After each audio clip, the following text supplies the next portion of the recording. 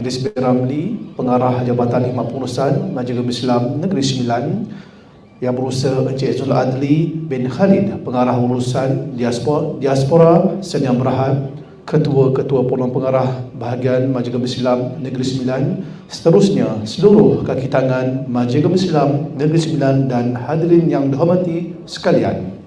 Alhamdulillah, bersyukur kepada Allah Subhanahu Wa Taala, dengan izinnya kita dapat bersama di dalam Majlis Anugerah Perkhidmatan Cemerlang Majlis Islam Negeri Sembilan 2022 dan apresiasi jasa budi kenang bagi pesara dan pelatih skim latihan khas Majlis Islam Negeri Sembilan.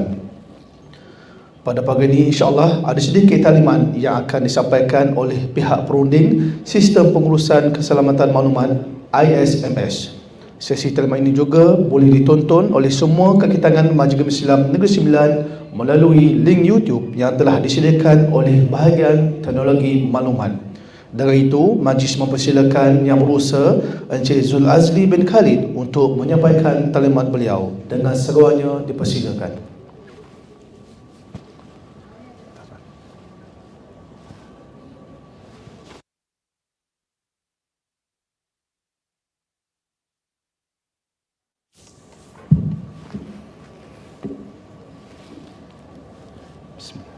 Assalamualaikum warahmatullahi wabarakatuh dan salam sejahtera. Okey, yang dihormati semua barisan pengurusan Majlis Agama Islam Negeri Sembilan, seluruh kaki tangan Majlis Agama Islam Negeri Sembilan. Alhamdulillah kita dapat berjumpa pada pagi ini. Ini adalah majlis untuk APC kan, tapi sebelum kita buat APC tu kita dengar dulu sedikit taklimat berkaitan dengan pengurusan keselamatan maklumat. Nama saya Zul Azli Khalid daripada Diaspora Sdn Bhd. Saya akan memberikan sedikit penerangan berkaitan dengan ISMS. Ini program kesedaran. Program kesedaran ni adalah salah satu keperluan yang diperlukan oleh pihak pensijilan Cyber Security Malaysia nanti, bagi memastikan tuan-tuan dan puan-puan diberikan taklimat berkaitan dengan keselamatan maklumat sebelum pihak MAINS dipersijilkan dengan ISO IEC 27001-2013. Ini adalah salah satu program yang diperlukan dan bagi memastikan tuan-tuan dan puan-puan peka cakna berkaitan dengan keselamatan maklumat. Okey.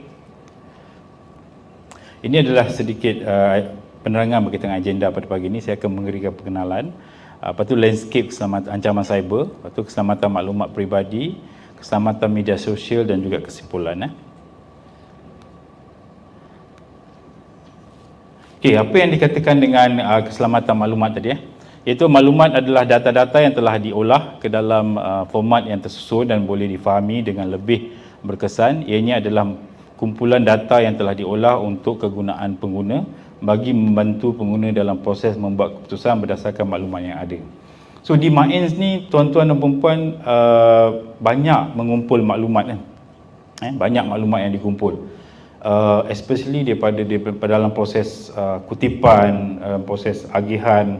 So banyak maklumat peribadi, pembayar zakat, penerima zakat kita kumpul. Jadi untuk memastikan maklumat-maklumat ini dijaga dan tidak dibocorkan oleh secara sedar ataupun tidak oleh tuan-tuan dan puan-puan.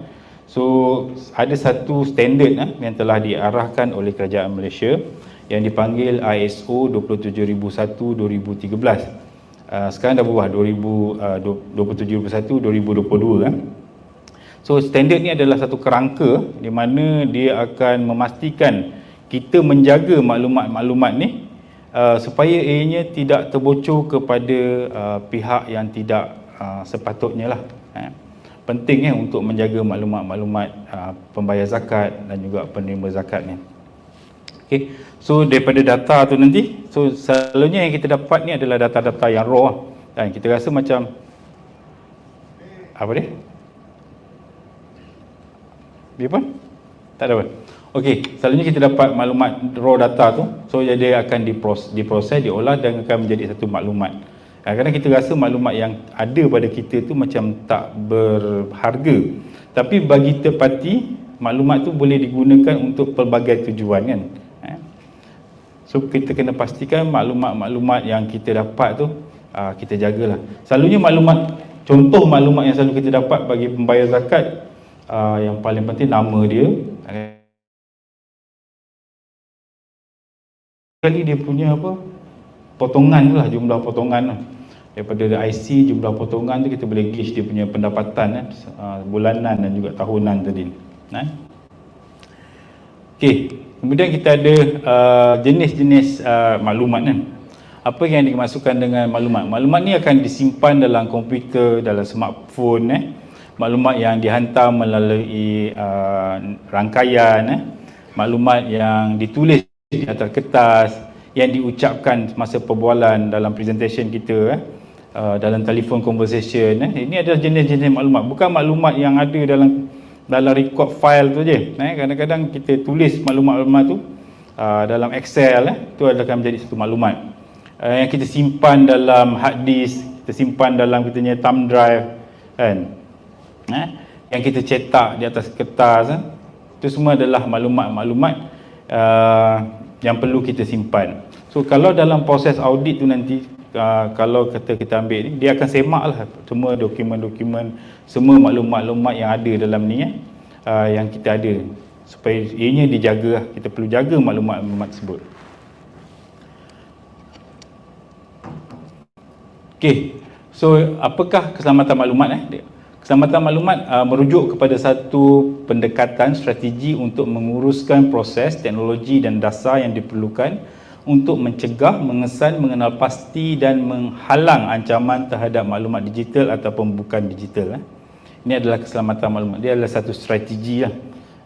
Saya akan terangkan macam mana strategi yang kita akan gunakan bagi memastikan maklumat ini keselamatannya dikawal. Okey, ini adalah elemen utama. Okey, satu lagi saya nak nyatakan bagi yang tuan-tuan di hadapan saya ni dan juga yang dengar di YouTube.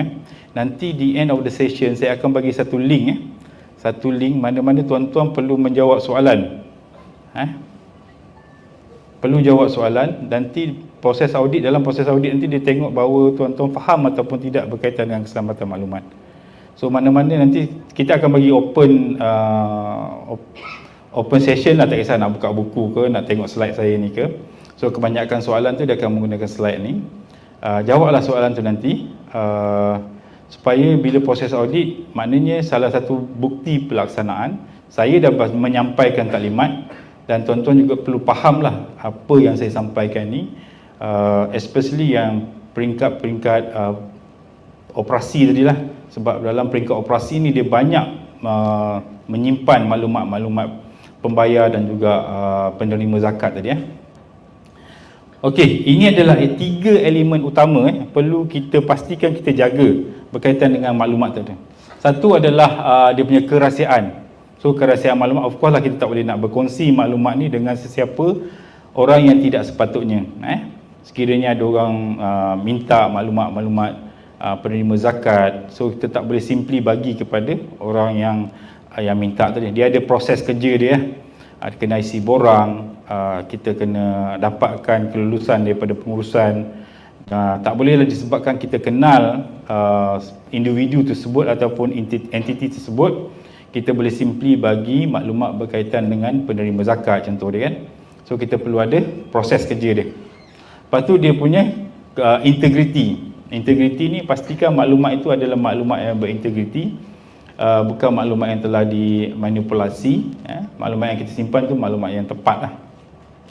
Supaya bila data tu kita bagikan kepada bentang kepada pihak yang tertentu, ia adalah maklumat yang tepat.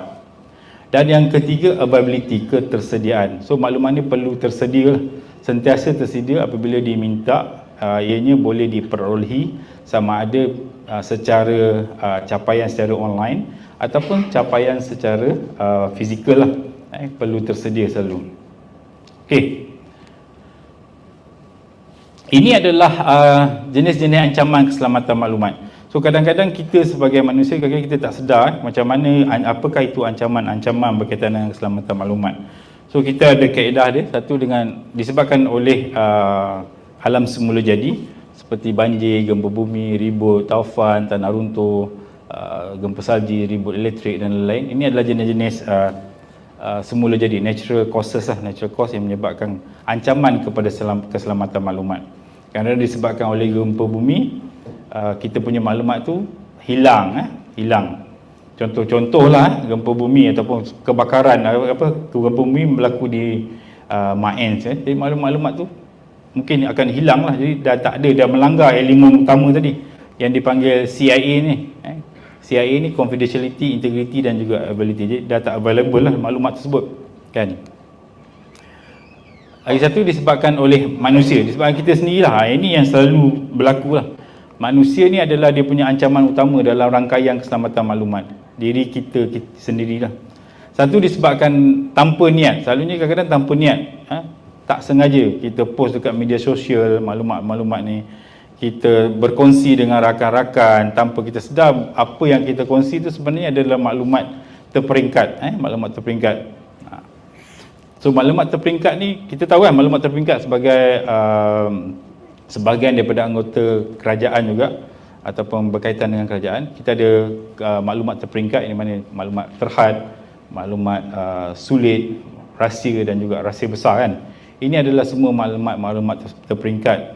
Dan Maens sebagai agensi ataupun organisasi yang mengumpul maklumat-maklumat daripada masyarakat, perlu peka, perlu cakna bahawa maklumat-maklumat ni adalah maklumat terperingkat, especially maklumat individu di bawah Akta Personal PDPA 2010, mana kita mengumpul maklumat-maklumat individu yang perlu kita lindungi lah. So tanpa niat, yang tanpa niat ni pun selalu kita tak sedar benda tu berlaku lah. Dan juga yang mempunyai motif ni selalunya sekiranya hackers lah, selalu ancaman penggodam luar kan, ataupun daripada agensi-agensi ataupun individu luar. Kadang-kadang dia memang ada niat untuk mendapatkan maklumat daripada Maens tadilah bagi tujuan-tujuan tertentu. Persekitaran, disebabkan oleh persekitaran, kegagalan bekalan kuasa, pencemaran bahan kimia, pandemik. So kita baru keluar daripada pandemik COVID-19. Itu adalah salah satu daripada ancaman bagi keselamatan maklumat. Okey, seterusnya kita ada elemen. Elemen dalam mencapai keselamatan maklumat. Ini adalah elemen yang penting. Satu disebabkan manusia. So manusia ialah kaki tangan, haruslah cakna peranan dan tanggungjawab mereka. Ini apa yang program yang kita buat pada pagi ini adalah memberikan kesedaran kepada semua kaki tangan Maens mengenai tanggungjawab, roles and responsibility kaki tangan Maens dalam mengendalikan maklumat terperingkat tadi. Okey. Polisi. Okey, untuk mencapai ISO 27001/2022 ni kita telah membangunkan banyak polisi berkaitan dengan keselamatan maklumat. Polisi ini boleh dicapai melalui portal di Maens dan boleh dibaca. So bila proses audit tu selalunya kita akan auditor akan test juga, akan uji dengan tuan-tuan dan perempuan semua tentang kefahaman berkaitan dengan keselamatan maklumat. So saya pasti tuan-tuan dan perempuan telah menandatangani satu polisi. Ingat tak? Ke sign aja. Ya, apa nama polisi tu? Ingat tak? Polisi keselamatan cyber kan. Semua saya dah semak dah, semua sign. Jangan cakap dia bila sign tu maksud dia dah dibaca dan difahami. Dia ada 80 muka surat. Lebih kurang lah polisi tu berkaitan dengan kebanyakannya do and don'ts, apa yang boleh dibuat, apa yang tak boleh dibuat. So semua dah sign. Saya dah cited, semua dah sign dan saya pasti semuanya dah faham lah apa yang terkandung dalam polisi tersebut. Okay, so kalau terlupa nanti boleh visit balik portal tu, baca balik apa yang dimasukkan dalam polisi tersebut. Polisi tu agak general, tapi dia adalah apa-apa yang perlu dilakukan dan apa yang tidak boleh dilakukan. Di samping dengan polisi yang utama tadi, kita ada banyak polisi-polisi sokongan bagi mengendalikan keselamatan maklumat. So untuk yang banyak terlibat adalah bahagian agihan, ataupun jabatan bahagian agihan, bahagian kutipan dan juga bahagian teknologi maklumat lah. Ini adalah tiga bahagian utama yang terlibat dalam menjaga keselamatan maklumat. Kita ada technical glitch ni ketersediaan tak nampak lah. So saya akan bercakap dalam gelap lah. Tak apa. Okey. So ini adalah tiga bahagian utama yang perlu cakna berkaitan dengan keselamatan maklumat. Saya tak ada peluang untuk melawat cawangan-cawangan bagaimana di cawangan mengendalikan maklumat-maklumat dalam bentuk hard copy tadi. So hopefully ianya setara lah dengan di bahagian ibu pejabat kan. Okey. Macam mana? Boleh? Sudah.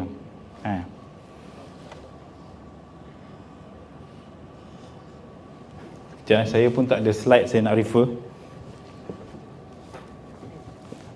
Sini boleh? Sini ada?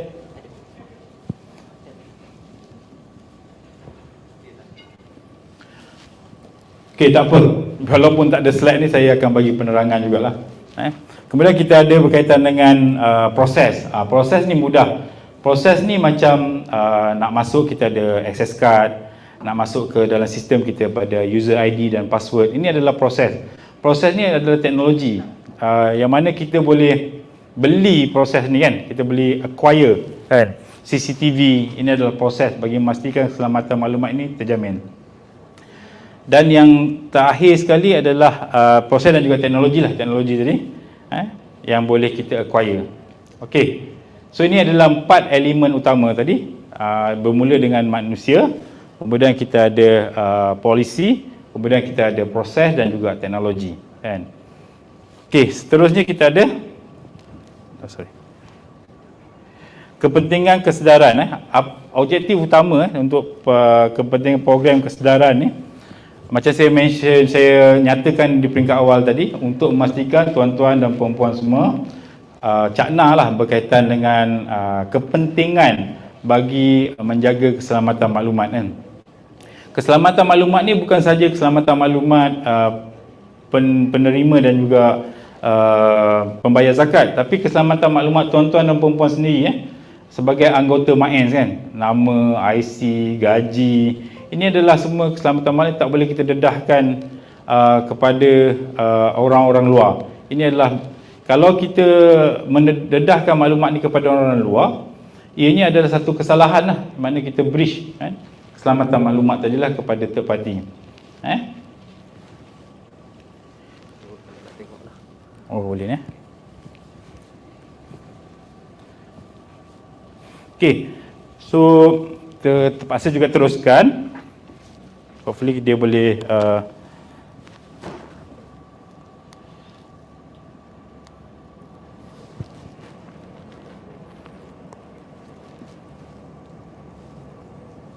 bergerak tak? Bergerak? Bergerak? Ini tak bergerak? Sini tak bergerak?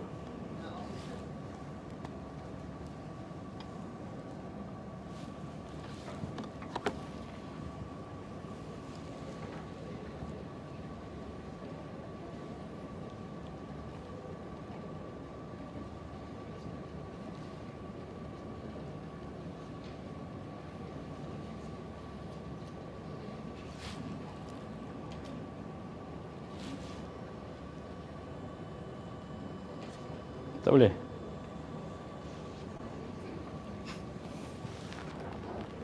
Boleh pakai ni?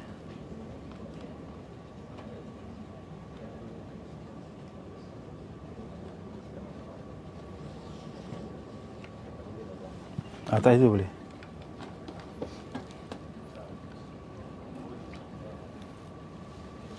Okey, kita terpaksa juga teruskan. Kemudian kita juga dikejutkan dengan beberapa insiden keselamatan maklumat yang berlaku di Malaysia sendiri. Baru-baru ni, just a few days back, kita ada satu insiden di UiTM kan. Kalau siapa yang pernah baca, di mana 12,000 data pelajar-pelajar UiTM telah dibocorkan, telah terdapat kebocoran maklumat. So kita ada few bags Jabatan Immigration Malaysia di mana dia punya website telah digodam kan. Juga data AKPK. Ini antara yang very recent, quite recent, yang baru-baru ni berlaku. So di mana penggodam-penggodam ni dia very aktif untuk mendapatkan maklumat-maklumat daripada penyimpan-penyimpan maklumat tadilah untuk mendapatkan data-data tersebut. Bila data-data ni disimpan, kita lihat data-data ni dalam masa few days saja dia dah ada dalam dark web. Dark web ni maksudnya satu laman web yang menjual maklumat-maklumat sulit kita pada 2000, saya rasa 2000 few days back kita punya data daripada MCMC, data telefon kita, phone number kita dan nama kita juga telah bocor kan. Sebab tu kita tengok kadang-kadang kita dapat panggilan daripada pihak yang tak dikenali dah menjadi biasa. Saya rasa semua dah menjadi mangsa kot, tak ada orang yang terkecuali kan. Saya percaya semua dah dapat call-call daripada scammer nak jual barang dia ataupun daripada pihak berkuasa, LHDN lah, daripada immigration, daripada bank. Sebab kita punya data sebenarnya memang telah banyak data kita yang telah dikompromi lah. Jadi kita tak nak, kenapa kita perlu ada pensijilan? Kita tak nak menjadi salah satu statistik kepada kes-kes begini. Kita tak nak main juga menjadi mangsa kepada pencerobohan dan juga oleh ketirisan maklumat ni kan. Okey.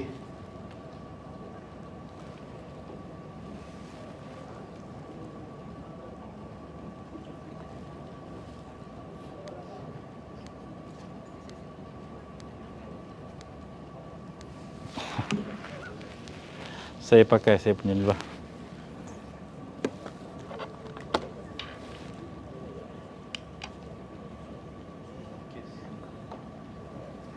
Ni nama dia backup plan So bila data tu tak available, kita ada backup. Sebab tu kita perlu membuat backup selalu kan.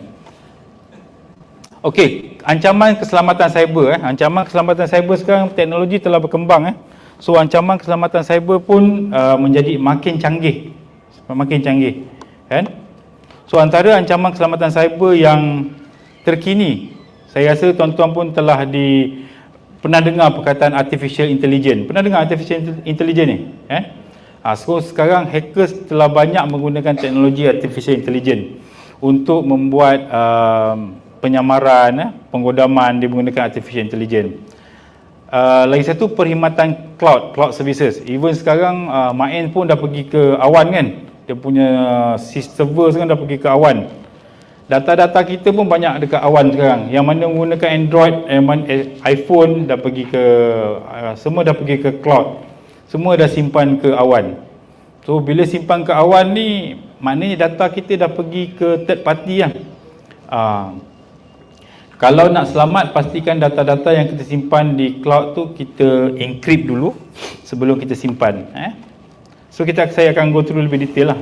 Satu lagi, teknologi mobile device, phone. So semua orang dah ada mobile device, tak ada orang yang tak ada lah. Even anak-anak kita pun dah ada mobile device. Ibu bapa di kampung pun sekarang dah layan Facebook kan, kat rumah.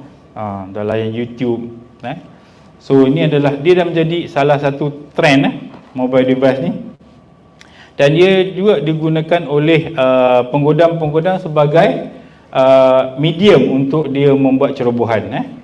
Dan yang seterusnya, dia punya threat landscape ni adalah Internet of Things, IoT. Ini pun pernah dengar kan IoT IoT, semua orang sebut IoT. Kita dah ada smartphone tu memang biasa lah kan. Dah ada smart TV, dah ada smart icebox kan. Kita dah ada smart aircon, smart house lah kata kan, smart car, semua dah smart sekarang. Ini dipanggil Internet of Things. So maknanya semua equipment kita ni telah dihubungkan ke internet kan. Kereta kita boleh kawal secara remote, aircon kita boleh on sebelum balik rumah, sampai rumah dah sejuk. CCTV kita boleh monitor daripada office Kan? Maknanya kalau kita boleh akses, orang lain pun boleh akses. Kalau ianya tidak dijaga dengan betul, orang lain pun boleh akses lah. Dan akhir sekali pengguna end user as an attack surface. Tuan-tuan sendirilah end user ni, maknanya kita sebagai attack surface ni akan dijadikan sebagai target. Memang selalu kita human being akan jadikan sebagai target utama lah. Okey, saya akan pergi satu, dia panggil artificial intelligence yang saya mention tadi. Salah satu contoh yang selalu digunakan oleh penggodam, dia panggil deepfake. Deepfake ni, kalau katalah kita tengok kita punya Ustaz Idris punya muka nanti, dia buat ucapan kan, bagi ucapan berkaitan sesuatu, dia kata declare bonus ke, apa, declare polisi baru ke, tapi sebenarnya bukan Ustaz Idris yang bagi. So penggodam ni dia dah boleh gunakan muka, selalunya muka orang yang popular lah. Ustaz Idris popular kan. Kalau banyak muka kita dekat YouTube, banyak muka kita dekat media sosial tu, dia boleh ambil muka kita ni, dia akan buat imaging. So apa yang kita cakap tu dia boleh recordkan, dan suara kita tu dia ambil dia punya frekuensi dan dia recordkan. So dia boleh buat macam saya tengah bercakap ni, tapi gunakan muka Ustaz Idris dan juga suara Ustaz Idris, contoh dia. Jadi amat berbahaya. Sekarang memang dah, bila kita nampak dalam video tu, nak kata boleh 100% percaya pun susah juga. Sekarang menggunakan artificial intelligence, dia dah boleh menggunakan wajah kita, suara kita untuk memberikan maklumat. Itu memang satu challenge lah, satu challenge. Untuk kita detect sama ada benda tu genuine ataupun asli ataupun tidak pun agak sukar. Kan? Kecuali kita betul-betul kenal orang yang memberi ucapan tu, mungkin boleh lah. Dia menggunakan satu deepfake lah. Ini adalah salah satu teknologi yang digunakan oleh artificial intelligence bagi membuat menyebarkan maklumat palsu. Okey. Seterusnya yang saya cakap tadi adalah perkhidmatan cloud services. So sekarang data-data kita telah kita kumpulkan di cloud. Jadi kita kena pastikan perkhidmatan cloud tu dia memberikan setting ataupun perkhidmatan berkaitan dengan keselamatan maklumat jugalah. Jangan subscribe kepada cloud provider ataupun pemberi perkhidmatan cloud yang tidak menekankan berkaitan dengan keselamatan maklumat. Okey. Ini adalah contoh-contoh pembekal keselamatan cloud lah, yang popular lah. Kalau agensi kerajaan, kita ada MyGov Cloud di PDSA. Lepas tu yang selalunya ada Microsoft Azure, Google Cloud, TM Cloud, Amazon, Alibaba Cloud. Ini antara pembekal perkhidmatan cloud yang popular. Selalunya cloud ni dia, kalau yang ada memberikan elemen keselamatan maklumat, dia juga dipersijilkan dengan ISO 27001-2022. Itu adalah satu mekanisme lah yang boleh kita semak. Sekiranya dia telah comply kepada ISO 27001 ni, maka bolehlah kita percaya kepada dia punya proses kerja berkaitan dengan keselamatan maklumat. Okey. Seterusnya, serangan berkaitan dengan peranti mudah alih. Peranti mudah alih ni adalah mobile phone lah contohnya. So seperti mana yang saya cakap tadi, kebanyakan daripada kita telah ada mobile phone ni kan. Tak ada yang tak ada mobile phone, nak booking tiket, nak beli barang, semua menggunakan mobile phone kan. So setiap kali kita gunakan mobile phone tu, kadang-kadang kita gunakan apps kan, apps macam Shopee, kita menggunakan ataupun media sosial dekat mobile phone tu. Kebanyakan daripada mobile phone ni dia ada tracker, di mana semua data-data kita tanpa kita sedari dikumpulkan. Dipanggil sebagai data broker. Data broker ni dia akan kumpul apa barang yang kita beli, apa yang kita bercakap dalam WhatsApp, apa yang kita browse dalam kita punya browser.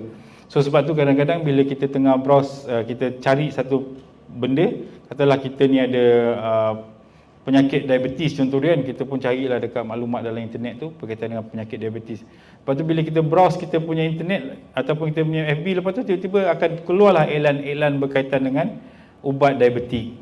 Kalau perasan lah, ataupun kita tengah bercakap dengan kawan-kawan kita dalam WhatsApp berkaitan dengan kita, kata kita nak beli kasut Nike kan, kita bercakap dalam WhatsApp kan. So tiba-tiba bila kita browse kita punya FB kan, dah ada iklan berkaitan dengan kasut Nike kan. Dia cakap, macam dia tahu aja kita nak beli kasut Nike kan. Tapi sebenarnya kita ni, setiap individu ni kita dah dibuat profile. Dah ada profiling dekat internet. Dia panggil data broker ni dah profile kita. Kita dah ada digital footprint di internet. Siapa, dia tak akan tahu, kadang dia tak tahu pun nama kita. Dia tak boleh tahu nama kita. Tapi dia tahu kita punya minat, dia tahu kita punya aktiviti. Itu sudah cukup untuk dia push apakah kita punya kemahuan dalam sekarang ni lah. Maksudnya saya kata kalau kita browse berkaitan dengan ubat-ubat tu, dia akan bagilah berkaitan dengan ubat tu. Kalau kita punya hobi, kita nak beli satu barang tu, dia akan push. So memang kita akan di-profile lah, dibuat profile berkaitan dengan diri kita lah. So berhati-hatilah bila melayari internet, supaya profiling kita ni tidak membahayakan pada diri kita sendirilah. Yang ini tujuan dia selalunya untuk komersial kan, untuk dia jual produk dia berkaitan dengan interest kita lah. Kalau dekat Shopee tu kita selalu beli certain barang tu, tiba-tiba benda yang sama juga akan pop up dekat kita punya media sosial kan, supaya dia promote barang tu semua. Itu tujuan yang baik dia lah, tujuan dia untuk komersial. Tapi bagi penggodam, dia akan buat bagi tujuan lain lah nanti kan. Dengan tahu kita punya maklumat tu, selalunya kadang-kadang dia boleh guess kita punya password. Kadang dia tahu kita punya model kereta apa kita pakai, nama isteri kita, nama anak kita, nama, alamat rumah kita, semua tu dia boleh buat profiling dan juga boleh gunakan maklumat tersebut untuk buat password guessing juga boleh digunakan. Sebab kadang-kadang kita gunakan nama spouse kita sebagai password kan? Betul tak? Kita gunakan nama anak untuk buat password.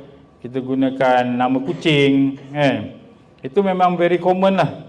Kalau saya nak target satu individu tu, saya akan follow dia dalam masa seminggu ataupun 2 minggu untuk dapat profiling. Kita akan dapat maklumat berkaitan dengan dia. So kita boleh guess dia punya password lah. Kita buat satu dictionary,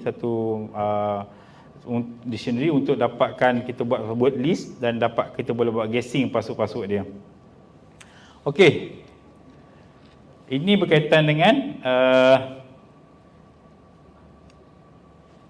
ancaman bagi mobile apps sajalah. So penipuan rangkaian, penjajakan lokasi. Penjajakan lokasi ni pun tahu kan, kita punya mobile apps tu kalau kita ada ikon untuk location kan. Yang tu pun maknanya kita boleh, orang boleh tahulah kalau dia buka kita, kalau kita pakai Android tu, buka kita punya Google, dia boleh tahu kedudukan kita kat mana kan. Mana yang yang tak pandai tu, kalau nak menipu pasangan tu kena off kan lokasi tu. Kalau pasangan tu pandai sikit, dia boleh tahu kita kan, abang kat mana ni, kat Gomeh kata kan, tengok-tengok kat dekat Seremban juga kan, boleh tengok lokasi kita kan. Berhati-hatilah, jangan educate spouse kita kan. Limitkan sikit ilmu dia orang tu pun boleh juga. Susah sikit kan. Selalunya yang kaki golf tu membahaya juga tu. Kalau bos tanya dekat mana meeting, tengok-tengok lokasi dekat padang golf. Itu memang selalu juga tu. Okey, pertukaran SIM card. Ni pun SIM card, dia buat fake SIM card. Selalunya kita akan hantar TAC kan. Perlu kita buat TAC hantar. So kalau kita boleh buat pertukaran SIM card ni, dipanggil SIM swapping ni. So instead of hantar TAC tu kepada phone kita, TAC tu dia akan hantar kepada phone penggodam tadilah. Ni antara ancaman-ancaman yang ada lah. Okey, ni ancaman fizikal lah. Ancaman fizikal ni dia lebih kepada bila kita nak lupuskan kita punya phone tadi. So bila kita nak lupuskan phone kita tadi ataupun nak jual kepada third party ataupun selalu kita buat trade in lah kan. Pastikan maklumat-maklumat dalam phone tu kita sanitize lah. Kita sanitize, maksudnya kita format lah kita punya memori dalam phone tersebut. Sebab kalau tidak orang boleh recover balik kita punya cache memory, dapat balik password lama kita so berbahaya So bila dia dapat password tu nanti dia boleh access balik kepada sistem kita. Okey. Ini bukan saja untuk sistem di Mains, begitu juga sistem perbankan kita So kita kena pastikan benda ni berlaku. Kita tidak simply trade in kita punya phone tadi. Yang seterusnya Internet of Things yang saya sebut tadi lah, Internet of Things, IoT. So IoT ni ada banyak jenis IoT yang saya mention just now tadi. Peranti rumah pintar, peranti boleh pakai, seperti jam tangan pintar, penjejak kecergasan, pemantau kesihatan, semua dah ada sekarang kan. Lepas tu kita ada peranti perubatan termasuk peranti seperti pam insulin, pemacu denyut jantung dan implan perubatan lain. Peranti IoT perindustrian, sensor pengawal, peralatan lain yang digunakan untuk pembuatan pertanian, pengangkutan dan industri lain. Ini adalah semua peralatan-peralatan yang dulu tak boleh diakses daripada luar, sekarang dah boleh akses melalui internet. Jadi dia menjadi ancaman lah IoT ni. Okey, seterusnya contohnya kita ada kereta pintar dan juga perkasan pintar.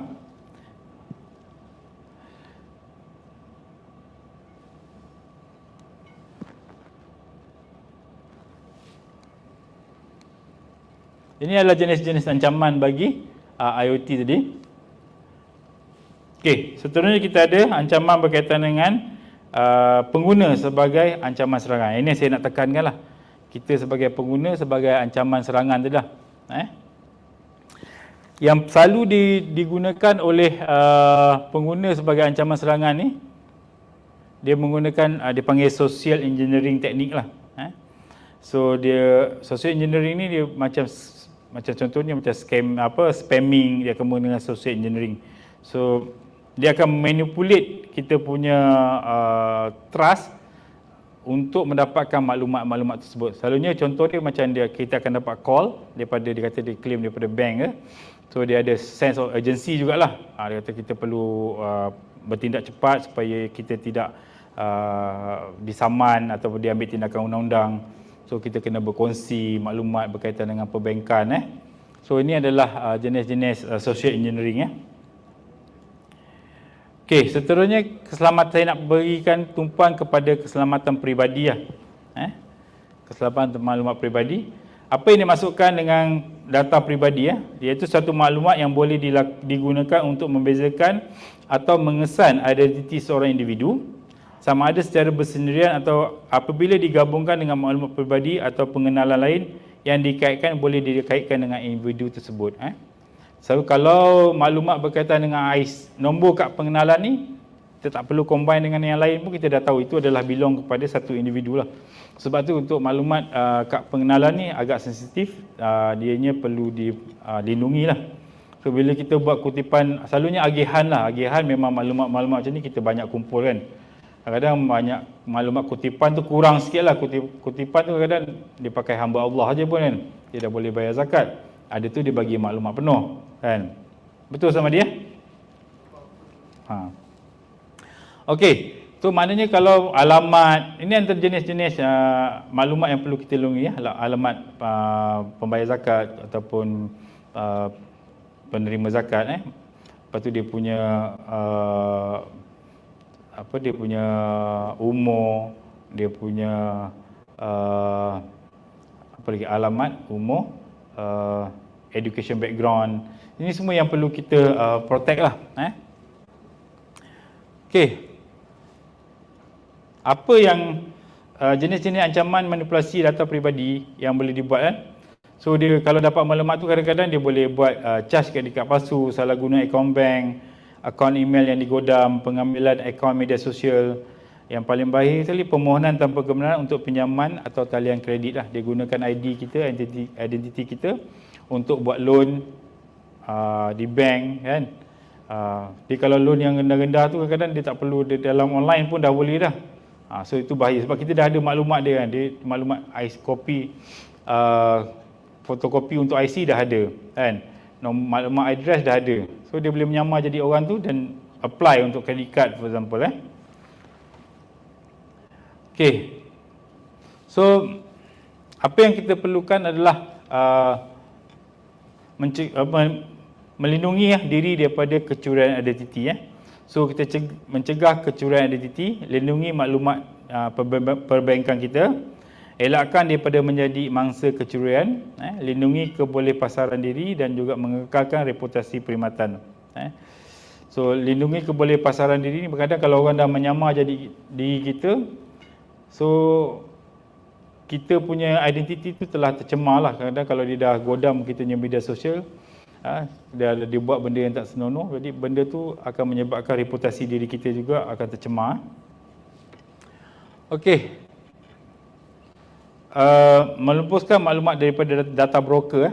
Ini agak complicated untuk buat, tapi kalau ada masa boleh buat. Saya mention tadi, kita ni telah dibuat profile kan. Semua daripada kita ni telah ada profile oleh data broker. Boleh untuk kita lupuskan maklumat diri kita daripada data broker, tapi dia ada banyak kaedah lah. Boleh search lah dekat internet macam mana kita nak lupuskan maklumat kita yang telah dibuat profile ni daripada data broker tadi.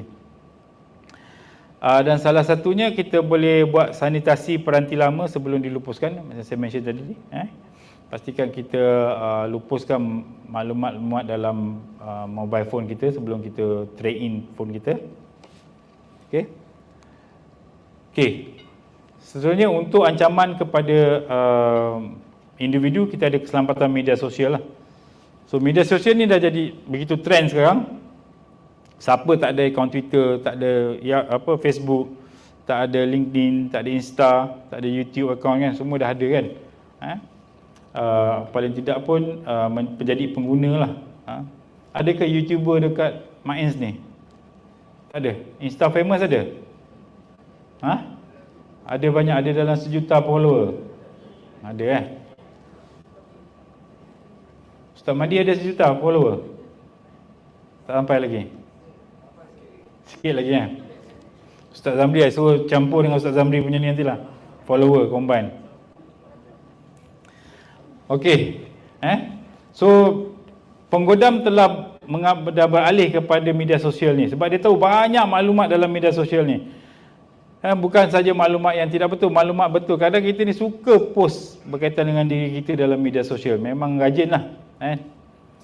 Tu kadang maklumat-maklumat syarikat, maklumat-maklumat diri kita post. So kadang-kadang maklumat dalam media sosial kita linkkan kepada akaun bank. Itu bahaya tu. So apa yang perlu kita lakukan? Satu, bila kita ada media sosial ni, kata laluan yang kuat lah, yang baik lah.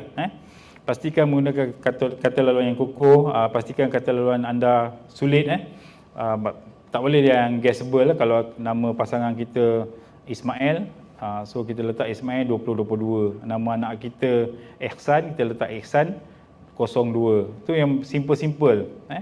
So pastikan kita try gunakan kombinasi nombor ataupun number yang sulit lah, susah untuk diteka. Lepas tu elakkan penggunaan kata laluan yang lama. Bila kita tukar kata laluan tu, at least kita jangan pakai lah kata laluan yang lama. So pilih kata laluan yang unik untuk semua akaun. Kadang-kadang kita gunakan akaun dekat Gmail sama dengan akaun dekat CIMB. Itu bahaya. So dia dapat crack satu akaun, semua itu akan jadi sama nanti. So guna kaedah pengesahan multifaktor. Okey, pengesahan multifaktor ni maksud dia kita ada dua password lah. So kita boleh gunakan sama ada kita gunakan phone. Dalam phone kita ada software, ada aplikasi. So maknanya bila nak login je satu aplikasi, dia akan bagi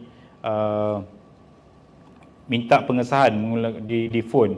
Ataupun kita boleh menggunakan kita punya thumbprint two factor authentication. Ataupun kita boleh menggunakan retina. Itu antara dimasukkan dengan multi factor lah.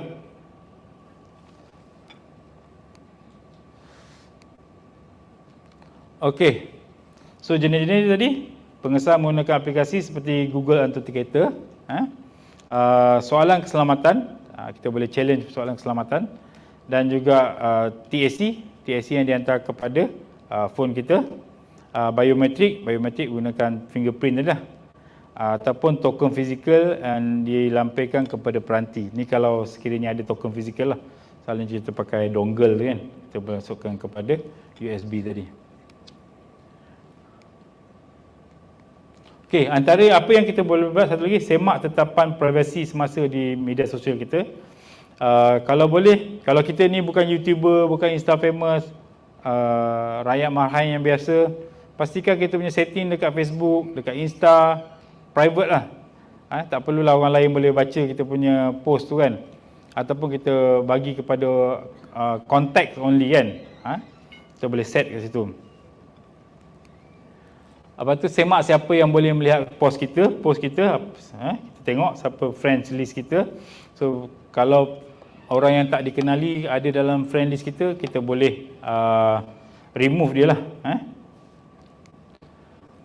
Tu semak perkara orang lain lihat pada profil kita, apa yang dia nampak. Ini sekali kalau kita ada ni, kita gunakan only friends only yang boleh nampak apa yang kita post dalam internet. Lepas tu kemaskini senarai rakan, mana yang tak aktif, mana yang tak kita kenali tu kita remove lah. Lepas tu hard access daripada aplikasi pihak ketiga. Ini third party apps. Kadang-kadang dia jangan bagi dia akses kepada kita punya media sosial lah. Ini selalu dekat Facebook lah. Dia boleh games lah, boleh run dalam kita punya apps kan. So ini penting kadang-kadang dia menggunakan media sosial kita untuk mendapatkan maklumat berkaitan dengan diri kita. So daripada diri kita, dia akan dapatkan maklumat berkaitan dengan organisasi kita. Itu dia cara dia lah, kaedah kita, kaedah yang akan digunakan. Mungkin dia nak attack sistem MAEN ni, sistem kutipan zakat, sistem agihan zakat ni susah. Jadi dia akan gunakan maklumat peribadi kita, pengudam ni, dia akan gunakan maklumat peribadi kita. Lepas tu daripada maklumat peribadi kita, dia dapat akses kepada notebook kita ke, daripada handphone kita, dia akan pergi kepada organisasi kita. So ianya bermula daripada diri kita sendirilah. Kita kena pastikan kita selamat supaya organisasi kita juga selamat. Untuk organisasi biasanya kita dah ada jabatan IT, bahagian teknologi maklumat yang dipertanggungjawabkan lah. Dia bagi kita antivirus, dia bagi kita firewall, IPS, IDS, CCTV. So it's a manage environment kan. Tapi diri kita bila kita bawa notebook kita balik rumah, kita bawa phone kita daripada rumah, so kita kadang-kadang kita terlupa benda-benda tu semua. Jadi pengodam-pengodam ni boleh gunakan kita sebagai, dia panggil launching pad lah, untuk mendapatkan maklumat yang lebih berharga yang ada di organisasi. So pertimbangkan kandungan profil anda dalam perkara yang anda kongsikan lah. So tambahkan peringatan kalender untuk menyemak tetapan pada yang tetapan anda sekali-sekala. Pastikan selalulah buat semakan ni. At least setahun 2 kali kita semaklah kita punya tetapan dalam media sosial. Sebab ancaman media sosial ni dah menjadi banyaklah sekarang. Agak banyaklah. Okey. Baca dasar privasi setiap laman. Kita semak. Okey.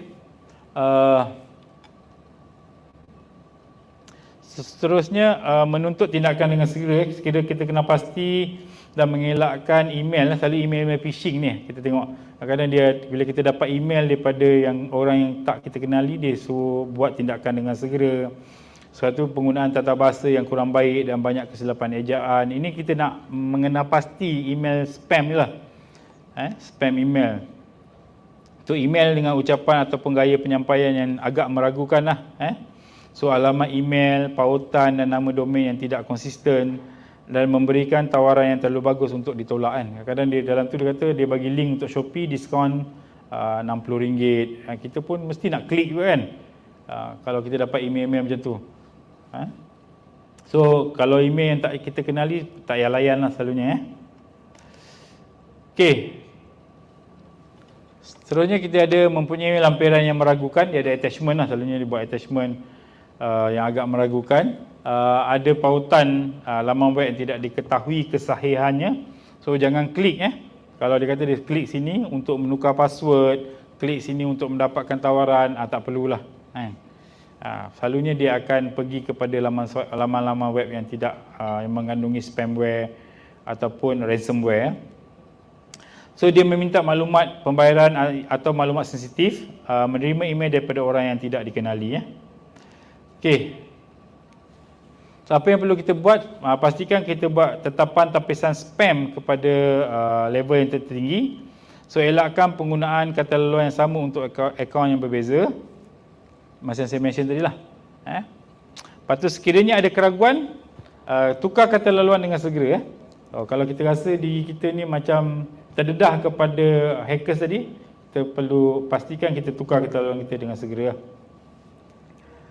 Okey, mencari ilmu berkaitan dengan ancaman keselamatan. Pastikan tuan-tuan dan puan-puan update diri sendirilah, update selalu, attend program-program kesedaran macam ni untuk mengetahui apakah ancaman-ancaman terkini yang digunakan oleh penggodam-penggodam, apakah teknologi terkini, apakah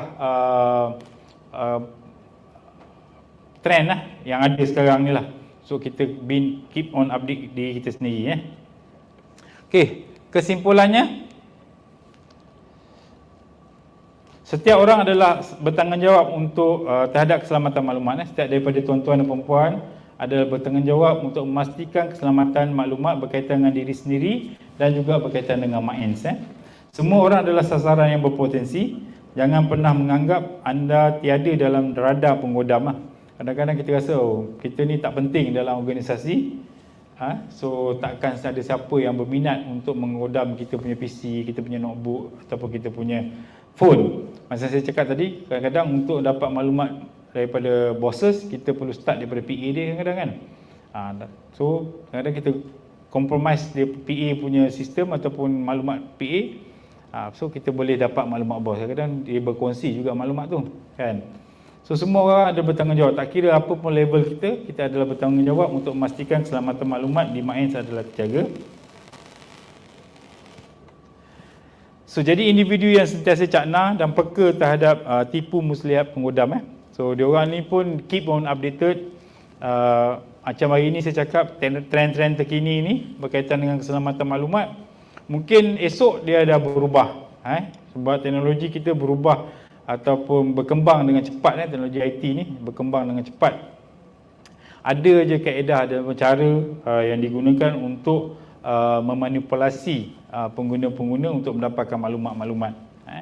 Tapi yang paling penting sekali, kita kena pasti maklumat-maklumat terperingkat ni, maklumat-maklumat peribadi ni perlu kita jagalah. So itu yang paling penting. Secara sedar ataupun tidak, kita tak perlu, janganlah kita dedahkan kepada pihak luar. So itu saja daripada saya. Terima kasih kepada semua kerana memberikan tumpuan selama sejam ni. So saya serahkan balik kepada pengerusi untuk meneruskan.